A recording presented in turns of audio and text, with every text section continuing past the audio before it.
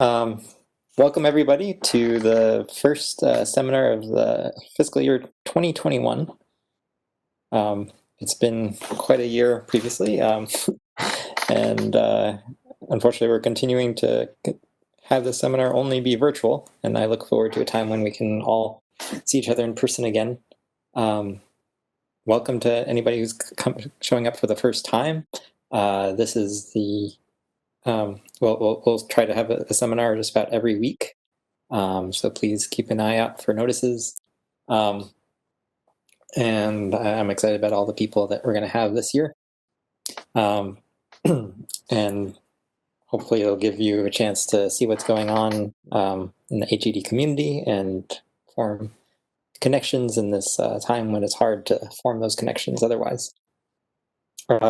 So as a warning to everybody, this seminar is being recorded, so anything you say or any appearances will eventually be posted somewhere.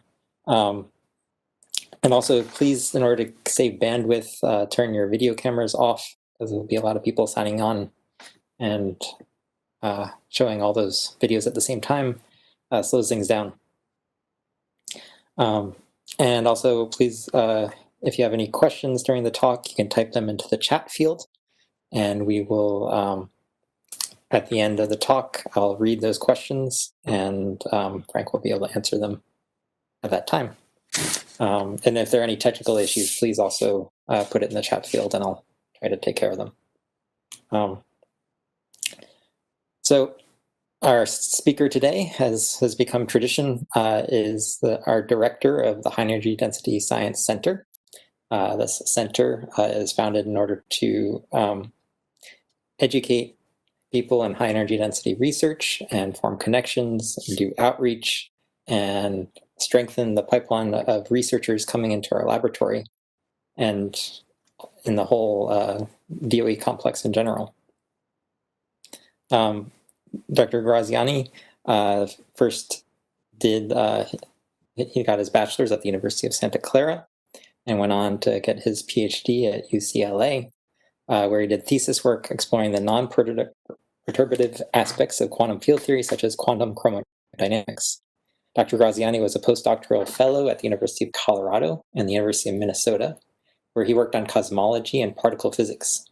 He also worked on exoplanet dynamics and star formation in molecular clouds at NASA's Ames Research Center.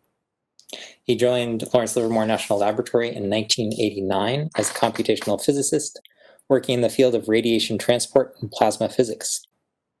Since then, he has held various leadership positions, including project lead for the Legacy Code, group leader, verification and validation lead, principal investigator for 2 LDRD strategic initiative projects, lead for the National Boost Initiative, and associate division leader for computational physics.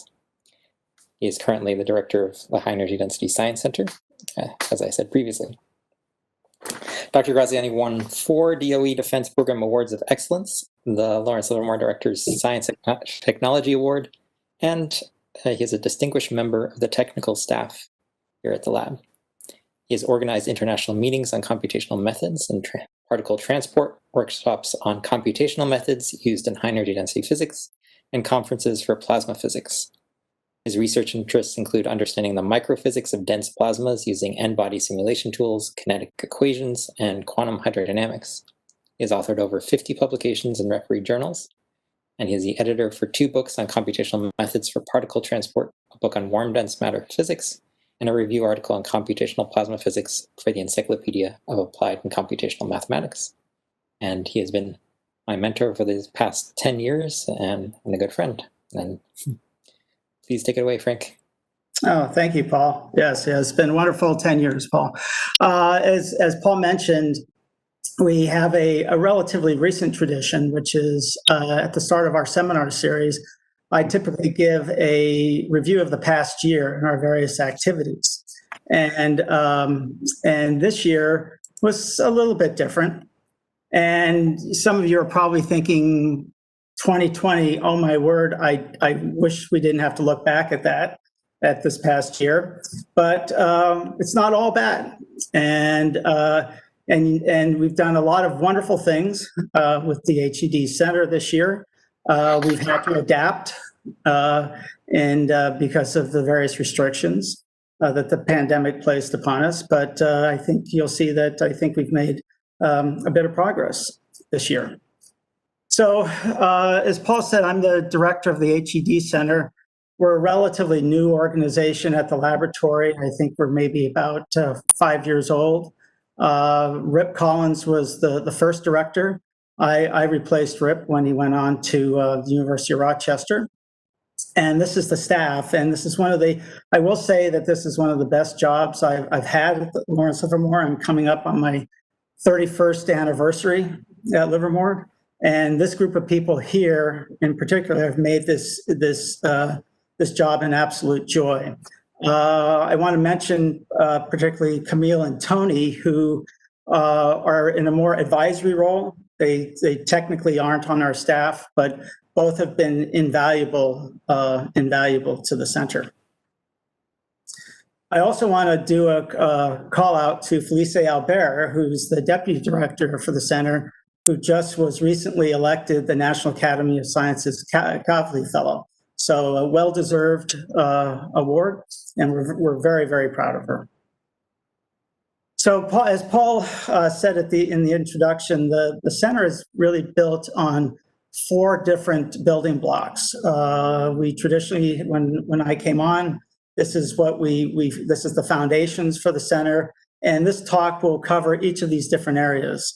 The first being education, which is really talking about what we do in terms of educating the next generation of high energy density scientists. The bridge to the HED community. This is one example of a bridge we use, but we also support workshops. We go out to universities and talk about Lawrence Livermore Laboratory. We talk about high energy density science. So it's that type of bridge. The third area, the focus area, is enabling research. So through our networks, we're able to make connections between different staff members at the laboratory and those in academia.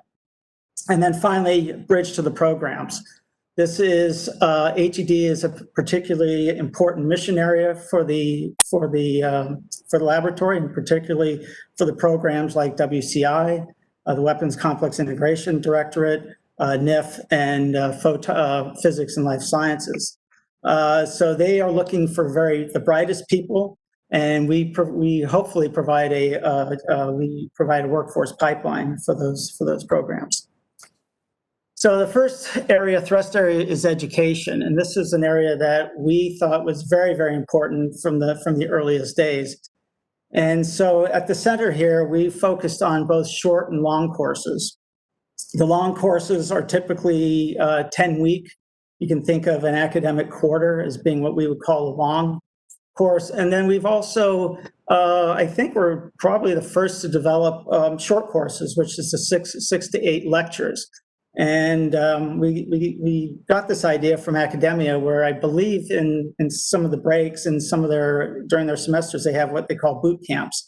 So we thought of adapting that type of concept. We have these short lectures, 6 to 8 short courses, which is 6 to 8 lectures.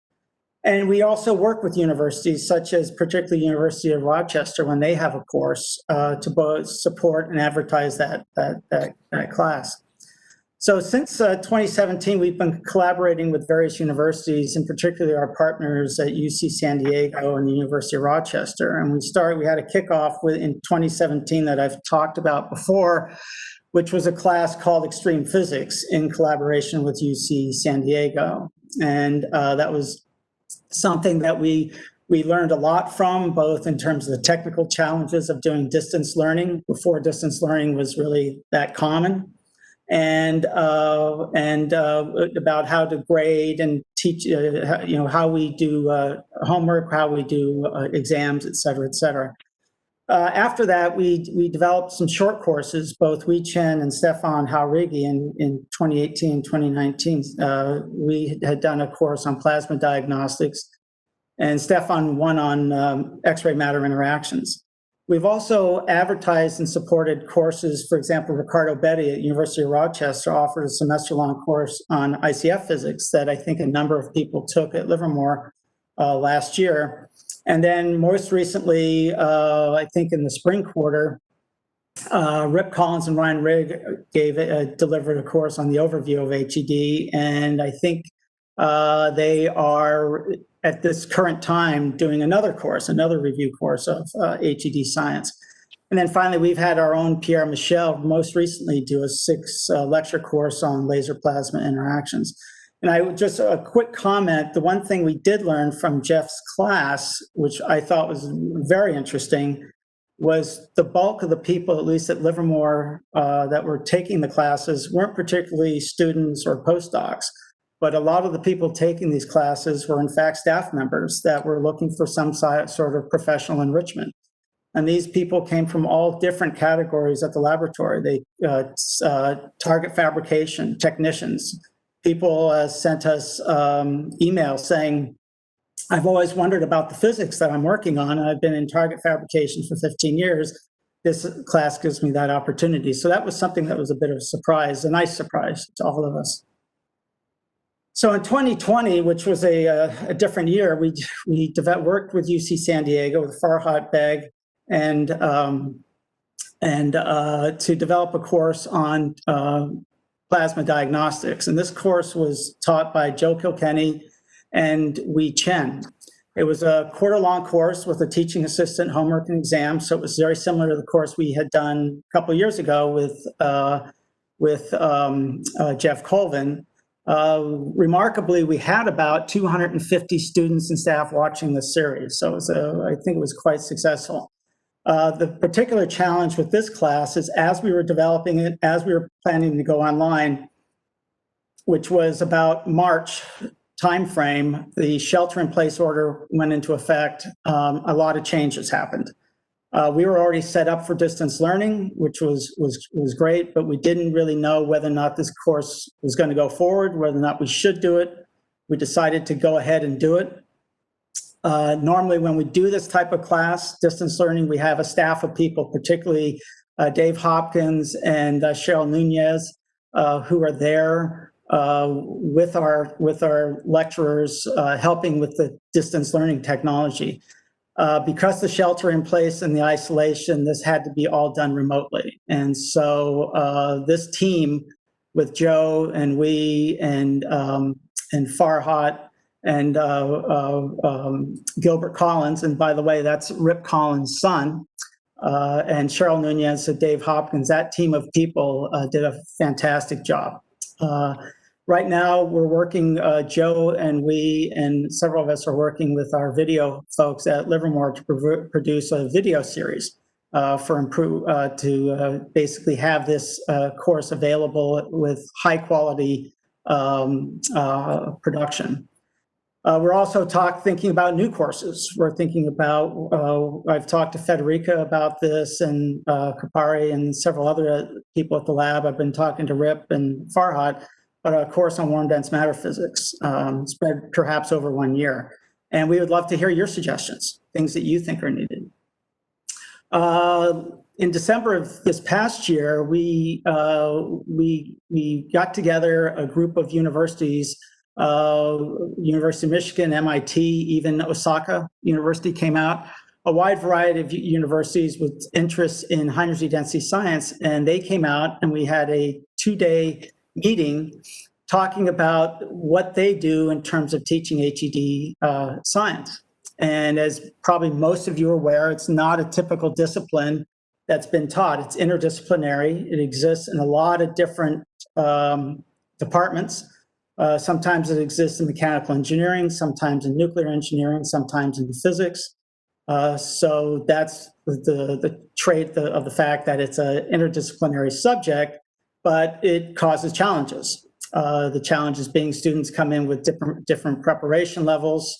It's not clear, for example, what constitutes a core curriculum. Although there's these various challenges, it does allow us the opportunity for course sharing. So it's the one time where I think a field is ripe for course sharing, because certain departments have gaps, certain departments have strong points, and we thought that basically we could reduce those by course sharing. So their challenges do remain, and that came out in the meeting. And in fact, I think it came out in this most recent University of Rochester course where we try to get students registered, and there was challenges there. I've already talked about the fact that student preparation can be an issue. Gaps exist even in universities with complete programs. When we think about UC San Diego or University of Rochester or University of Michigan, which have very strong dedicated programs in high energy density science, there's still gaps in their curriculum. The challenges are really have less to do with the subject matter than with the logistics. Things like the transfer of credit, going through the registration, cost, transfer of funds. We at Livermore, when we produce a course and we deliver it for free. So it's no cost to the community. We usually partner with a university like UC San Diego, who then offers that class for credit. But if a different university, for example, University of Rochester, UC San Diego is offering a course, how do students pay for that? So that's an issue that one has to think about. There's also the issue of quarter versus semester. University of Rochester and I believe University of Michigan are on semester system, but a lot of the UC campuses are on the quarter system. So there's that challenge too.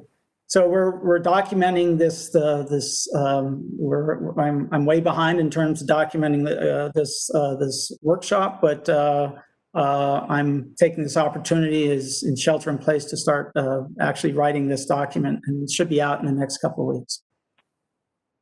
So, of course, education means students. And this summer, we were fortunate enough to have a summer program. And that offsite summer program was relatively, I would say, a challenge. We weren't sure if that was going to happen. We weren't sure how that was going to take place. But this, particularly this group of people with Sonia Latant and Susan Lauder, Annie Christing, Lisa Belk, and Christine Zachow, basically organized the people at Lawrence Livermore, and they put together, working with the various directors, a wonderful summer program. There was the issues that were being addressed were things like hiring. How do we do that? Onboarding, IT issues. How do we deal with this when everybody's working remotely? Communication and how do we do enrichment activities? Normally, when the students are here, we might give them a tour of NIF or a tour of HEAF. But they're working from home. How do we do that now? So this, thank you very much to them for all the work that they did. So this summer, we worked with JHEDS and co-hosted a group of students, and the center supported about 10 students.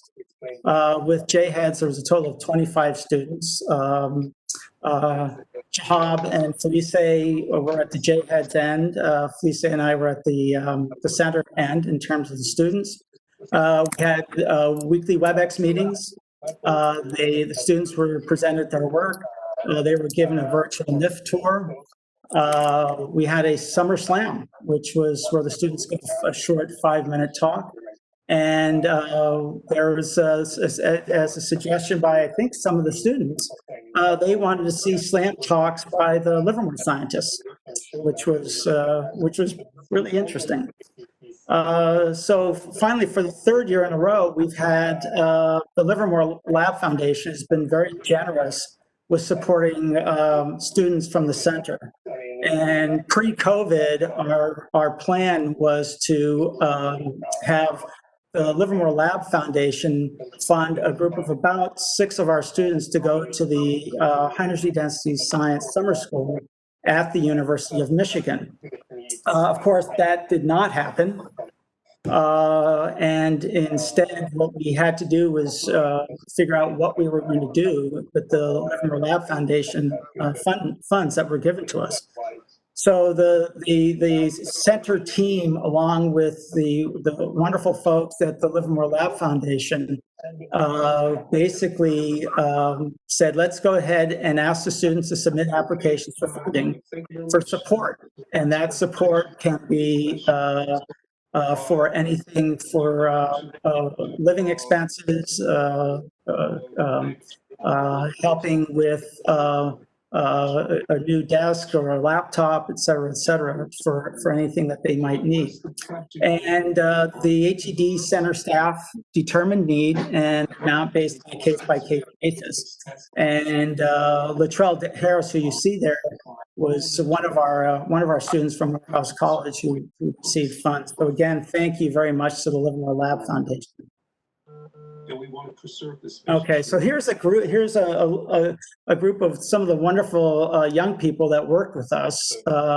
Matthew Link, who's been my thesis student for a couple of years. Can I just interrupt for a second? Yep. I think Dave Bradley's mic is live. Can I think you can mute it, Paul.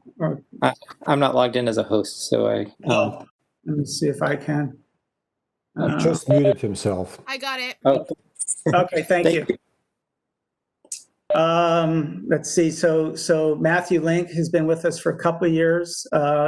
Catherine Chin, who worked with Scott Wilkes this summer, was a student at UC San Diego. Carrie Wong, who's a student at UC Davis, who's been with us for a little over a year, working with Ben Bachman, and will be going back to UC Davis. Mercedes Vasquez, who actually took a break after the end of her undergraduate career at Cal Poly, and is now enrolled at UC Berkeley with Raymond Jean Lowe. And she's been working with Federica Capari, and we look forward to have her continuing to work with us in the work on high pressure science. And Adriana Angulo, who has been supported by Carolyn Krantz at University of Michigan and the ICF program. And then we also help support her also. Diego Gomez was a new student from USC that was working on materials work. Latrell Harris from Morehouse College, one of the historically Black colleges that we interact with. Zach Mowry from UC Merced, which is a minority serving institution, has been with us for a couple of years. And he's actually a student of Aurora Pribram Jones, who was at Livermore as a Lawrence Fellow and is now a faculty member at UC Merced. Very, very bright young man. Zhigran Ye at Johns Hopkins, who's been working with Marius Malo. And Alexis Diaz, who's been working with Mark Sherlock and is a student at Berkeley. And then finally, Devin Messon at Columbia. And I love this shot because he sent it to me and he was sticking his head out the door when we wanted to have pictures. And he's actually a student. He's a Native American. He went to the University of Anchorage, so he's from Alaska, and he's now enrolled in physics at Columbia University. I want to do a shout out to Dave Rakestraw. We had some of our students that were working at our historically Black colleges and universities and our minority serving institutions working with Dave this summer on a development of a physics curriculum using sensors and phones. And I have the website to the details of this course down below, and hopefully you can see it. But it's a fascinating curriculum that he's developed, where he's basically developed a series of physics experiments using the sensors and phones.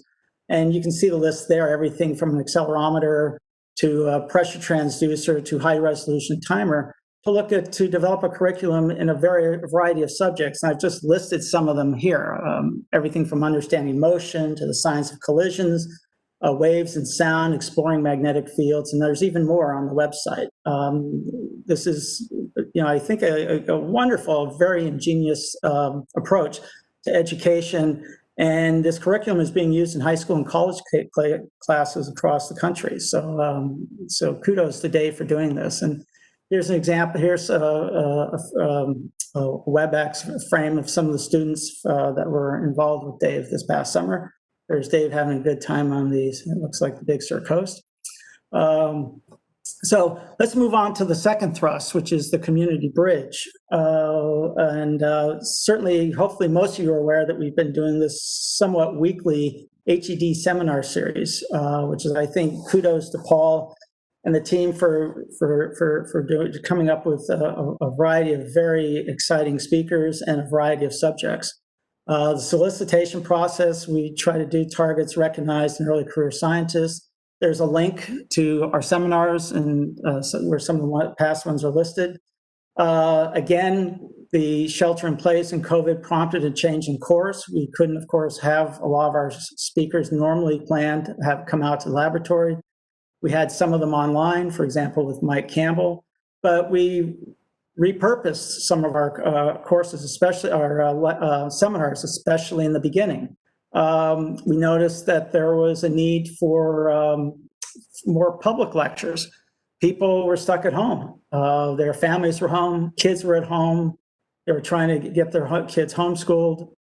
So we had Tammy Mon, Felice Albert, and Marius Malo deliver their public lectures. I think Tammy and Felice's were the Science on Saturday lectures. So these were, I think, very, very successful. So again, repurposing our series in response to the need at the time.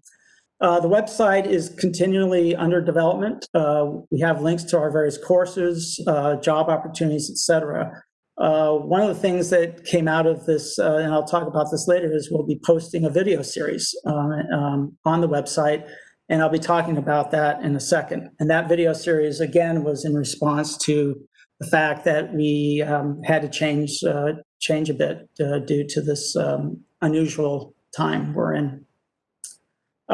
University outreach is a big part of what we do. Not only do we, of course, have our visitors coming to the laboratory, but we go out to them. The ambassador program established by Annie Kirsting, where we go to various UC campuses and talk about certain subjects near and dear to Livermore's heart. For example, this year, Felice Albert will be representing high energy density of science. Brian Spears is also a new ambassador. Last year, Tammy Ma and myself were speakers. Through Bruce Remington, there's a strong link between Livermore and the participating universities in the discovery science experiments on NIF. And this year, we supported Bruce Remington to basically make connections with Texas A&M, and he gave a series of lectures on high pressure science out there, and sure, it went very well. We've actually also in the past supported workshops. We've funded the Gordon Research Conference on high pressure science. This year, we've also funded the non-LTE code comparison workshop in Spain. We had an activity plan for this year, which was, instead of like we typically do, which is to go out to university, what I would call research universities, and talk about high energy density science, we thought it might be, in some sense, equally useful to go to undergraduate institutions, dedicated undergraduate institutions, and community colleges. Places like San Joaquin Delta College and Spelman and Harvey Mudd College. And so we actually, we gathered a group of people, Art Pack, Allison Saunders, and Camelia Stan, who were eager for this mission. And we had it planned for them to go and give these lectures. That had to be halted because of everything that's happened, but we will be doing that again in FY21. And we're trying to make plans to do that remotely if they can't travel. We're also working with Tony Bayless. This is something Tony Bayless and Ronnie Shepard are championing, and we think is very, very important, which is outreach to K through 12. A lot of times, by the time we are talking to college students, there's a whole group of students that are gone from science. We want to grab them early and get them interested in science, and educate them that this is a career option, a very exciting career option for them that involves stable, well-paid careers, and in fact involves a lot of worldwide travel. So we're K through 12 is an important mission for us this year. So with the COVID restrictions, we decided to launch a new activity, and this came out of discussions amongst the HEDS Center team, and this is an educational video series that will be posted on the website. Felice Albert is organizing this, and it's an educational video series. These are short videos, I think 5 to 10 minutes long. We had a call out to the laboratory, and these people volunteered. And so it's a variety of subjects from HE Kelvin Helmholtz physics experiments to, computation and theory, to the physics of whole ROMs, to relativistic matter, antimatter plasmas. So there's a variety of subjects that we thought would interest the public. And this is kind of at maybe the Scientific American level, a little bit less, but it's meant for more public consumption and introduce people to and get them excited about high energy density science. So one of the things that I found, I discovered last year was, and it was a bit of a surprise to me, which was people were coming to us with their new ideas. So it wasn't us creating, it wasn't us just in-house creating, new programs for the HEDS Center, but people saw the center as a place where they could bring whatever idea they had to help high energy density science.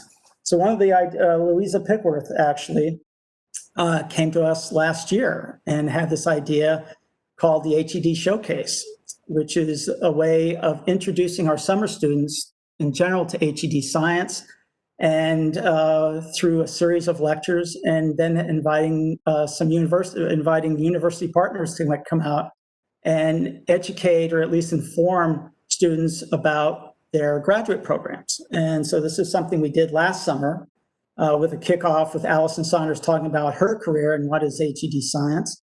And then we had these lightning talks, which were short 5 to 10 minute talks by various staff members in all stages of their careers, talking about what they do, how they came to Livermore, and what their particular path science was. And then finally, like I was saying, University Partner Day, where we had schools like UC Merced, we had Berkeley, we had the University of Michigan. We had a variety of universities come out and taught and basically educate students about their programs. We also had information for the students about financial resources and various types of programs that NNSA offers. Finally, one of the areas that we've been talking to WCAI about, and Alan Wan and Tammy and Ronnie Shepard in particular have been the champions for this, is to reestablish, I should say, a named faculty position in HED science.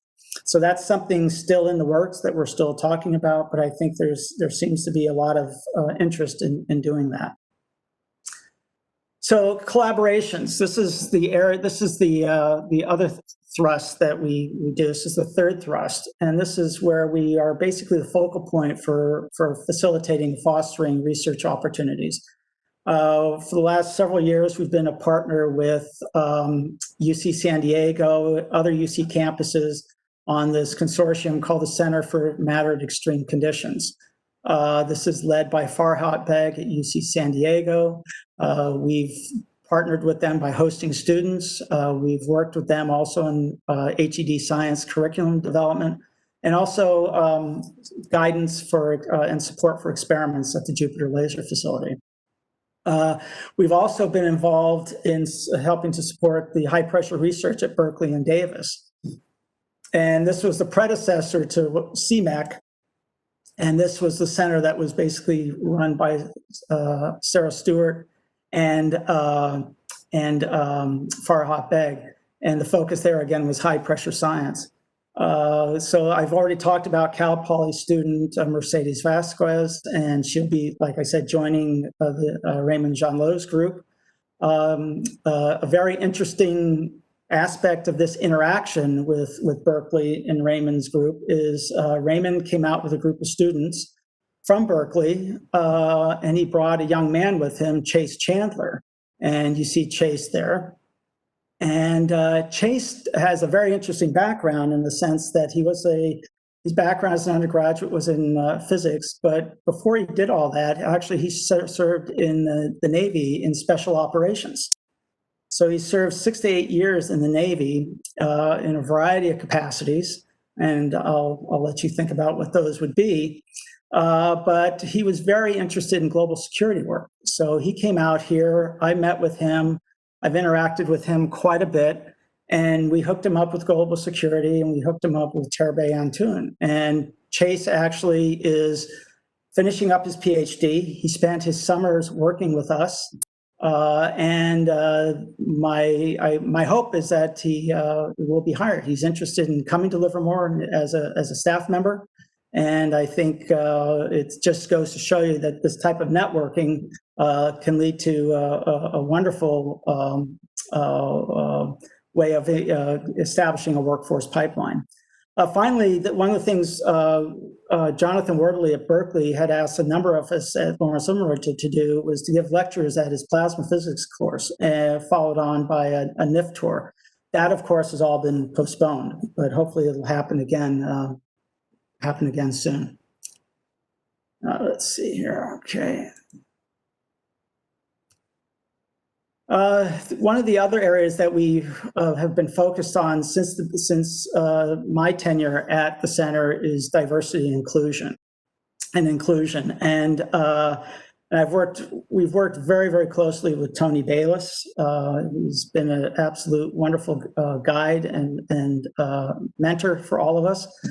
But he worked with us in putting in a successful proposal. There was a call by the NNSA-funded Minority Serving Institutions Partnership Program, where various minority serving institutions partner with the National Laboratory in various areas. We partnered with Florida A&M University, UC Merced, Morehouse College in high energy density science. And the thrusts were twofold. One was physics, which was focusing on dense plasma effects on ionization, but the other one was diversity and inclusion. So this year, for example, one of our thrusts is K through 12 outreach and education. That's one of the areas we've been focusing on. So we've had a number of students and postdocs in residence at the center. Jerry Clark, who I believe is online, has been working as a PhD student, working with Lonnie Shepard, and has the office right next door to me. A wonderful young man, Daniel Gabrahaman, which is a postdoc from Florida A&M.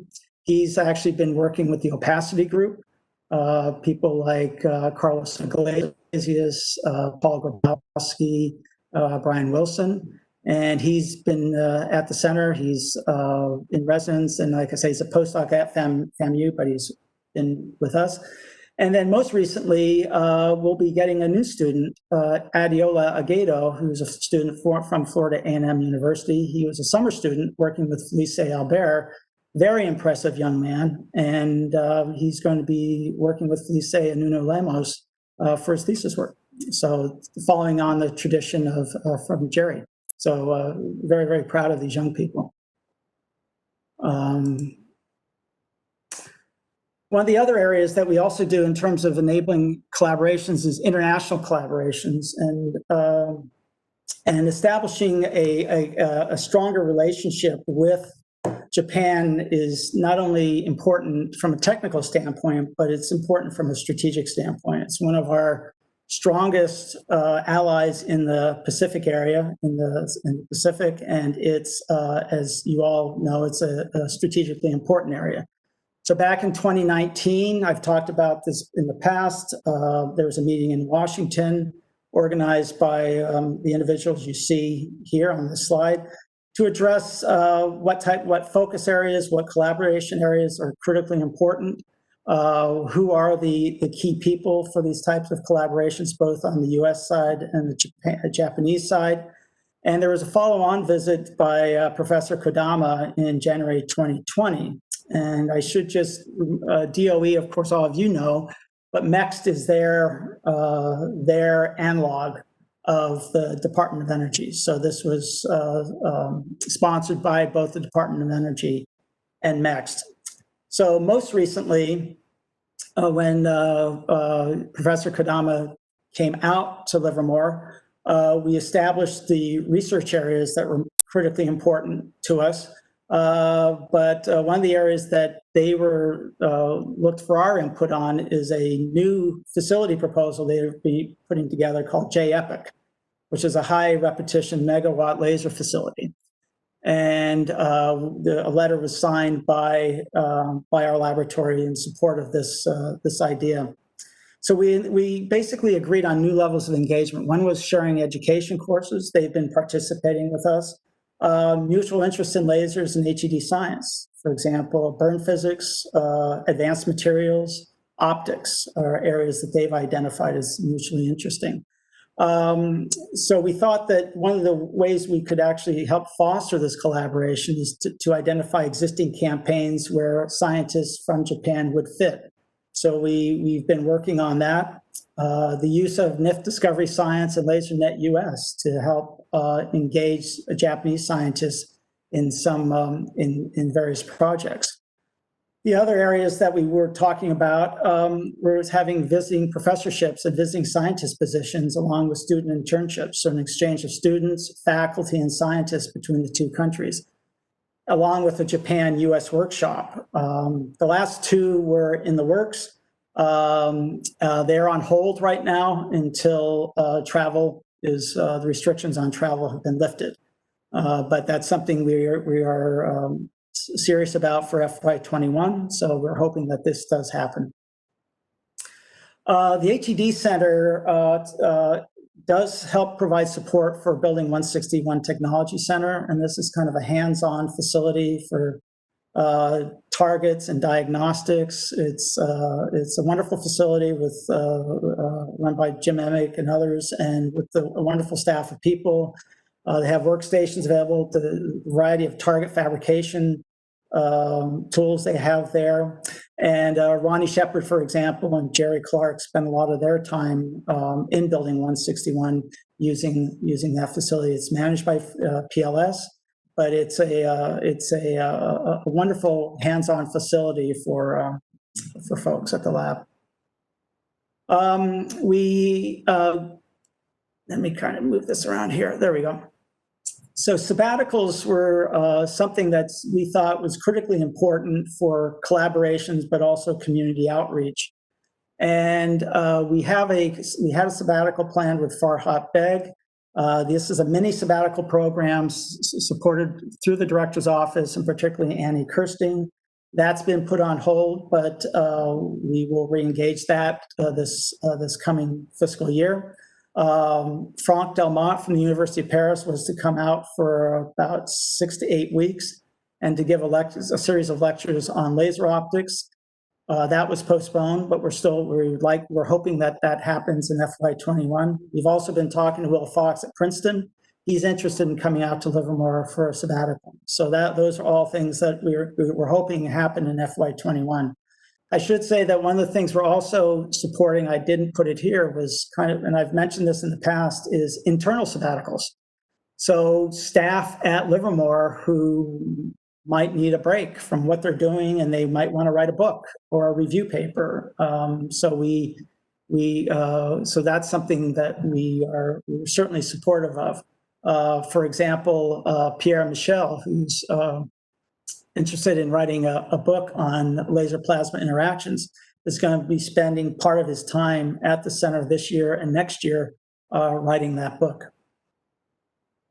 The other thing that's very, very exciting in terms of collaborations is the HEDS Center postdoctoral fellow. So this came out of our strategic planning when I first came on board to the center. One of the things I did was form a committee, and we put together a strategic plan. If you're interested, I can send you that strategic plan. You can look at it. But we thought this would be a great opportunity for an early career researcher to work at Livermore and to actually expand and promote HED to a larger audience. We plan on hiring somebody every year. It's funded through WCI and the ICF program. We've already hired somebody for this year. And the application process for next year is now posted. So the person we've actually hired and will be at the lab soon, at least virtually, is Andrew Longman. He was selected out of 32 applicants. His mentor at the laboratory is going to be Pierre Michel. Thanks again to this committee that went through 32 applications and down selected to, I think, a final group of 5 or 6. We tried to draw that group of that committee, we tried to draw them from a wide variety of directorates, NIF, PLS, and WCI. There's a posting out, there's a link for the second cycle for the postdoc, and the deadline for that one is November 15th. So it's somewhat similar to the Lawrence Fellow, which is we ask for a CV, but we also ask for a research statement. So we ask for exactly what the research program is that they'll be following. And Andrew will be giving the HED seminar next week. So hopefully all of you will be able to log in at the time. One of the things that's really nice, and Lee Ellison sent me this very, very nice story, which is the interactions between him and Bhuvana Srinivasan that came out of the seminar series. So Bhuvana came out to Livermore and gave a talk a couple of years ago. She was one of our HED Center seminar speakers. And Lee and Bhuvana actually spoke afterwards about the mutual interest in MHD. She told Lee about a student of hers, a graduate student, Robert Masty. And Robert actually applied for the WCI HEDP summer program, and he was selected. And then he was actually awarded the HEDP fellowship in WCI. And that allowed them to actually hire a second student, which was Matt Carrier. And so Matt was using a multi-physics code to model high fidelity data acquired at the Mykonos pulse power driver at Sandia. So he's actually, Robert's actually submitted a paper to HEDP, and his graduation is expected in May of this year. So our hope is that he applies for a postdoc position. But this is just a really nice story that Lee laid out for us and describes the wonderful ways that this type of network or this type of seminar series can reach out and bring different directors together. So I think it's a very, very nice story.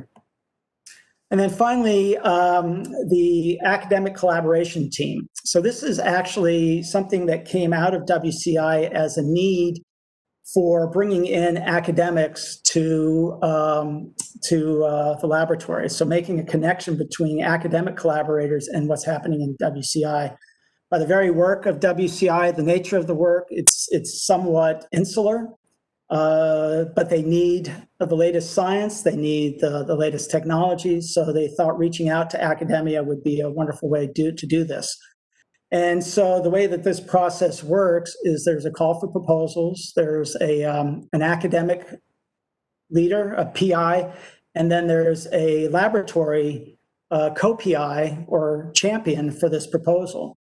Those proposals are reviewed and ranked by this committee that you see on the right-hand side.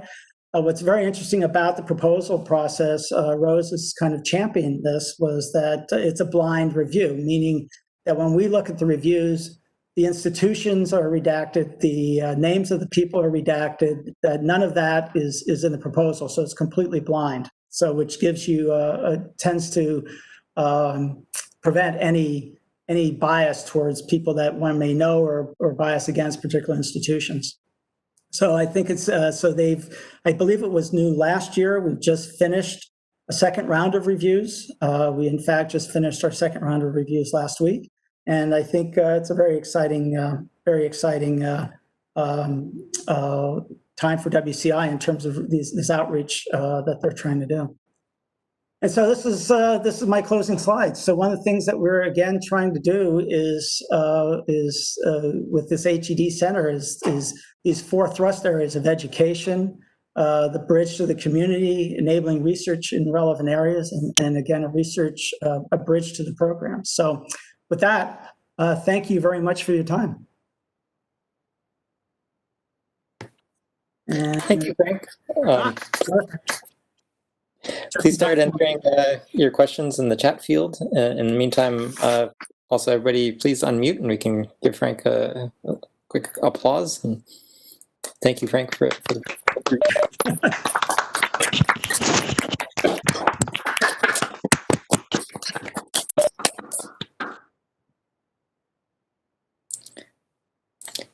Ooh. I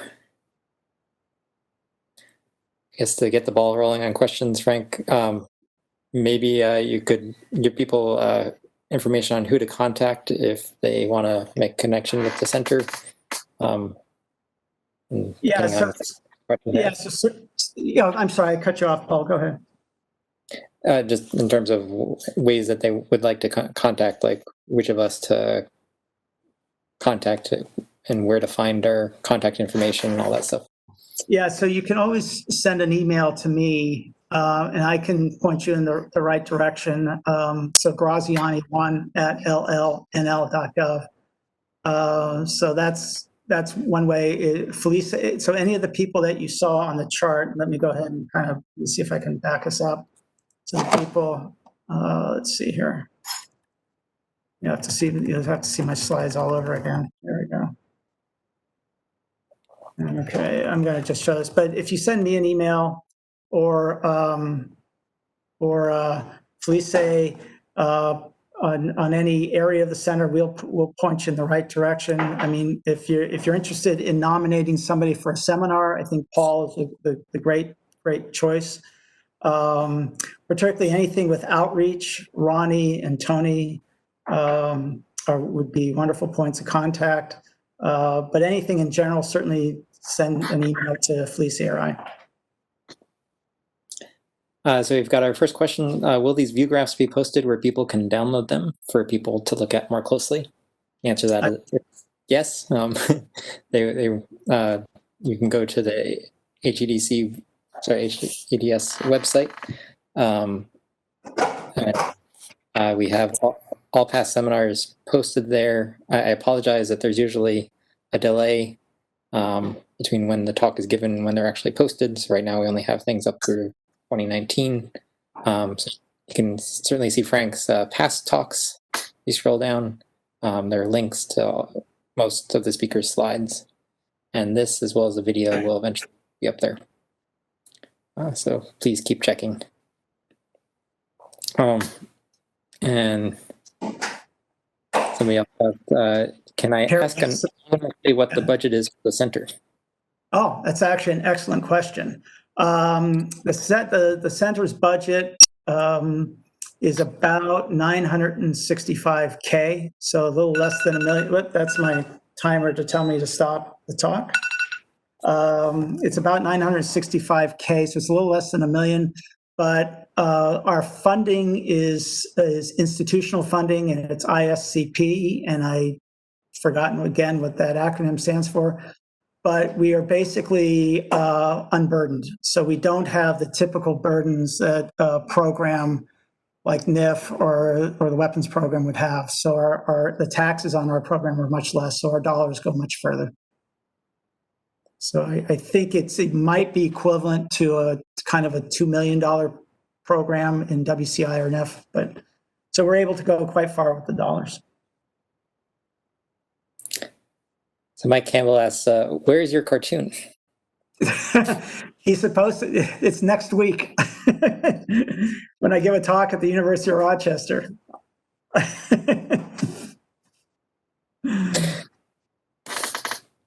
For anybody who doesn't know, Mike Campbell's a great cartoonist in the HED community. And a good friend. And a question from Harry Martz, was the talk recorded? And yes, it is being recorded right now and will eventually be posted. I think the plan is to eventually upload all these talks to YouTube, and we'll provide links. Hui Chen asked, Frank, thank you very much for the update. Very excited about the center activities and looking forward to working with the center in coming years. Sorry. Yeah, miss seeing you. We miss seeing everybody, actually. Miss seeing all the faces in building 481. And if there's anybody who's having trouble handling the chat feature, I invite you to unmute if you have a question. Yeah, so I'll just say I'm being 31 years at Lawrence Livermore. I'm a very lucky man to like I said, lead this center. It's a wonderful opportunity for myself, working with a wonderful group of people, and it's an exciting time in high energy density science.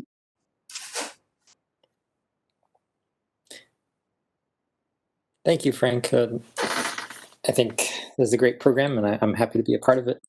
Absolutely, Paul. Hopefully there'll be another 10 years. Yeah. Why stop at 10? Keep Yeah. Thank you, so everybody. if there are no more questions, let's please thank Frank again. If you unmute yourself, we can give him a great big applause. Thank you, Frank. It was a wonderful talk. Thank you. Thank you.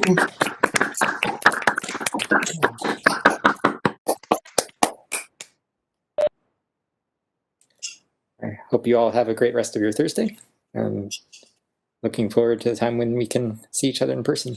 Yes, and looking forward to seeing everybody again.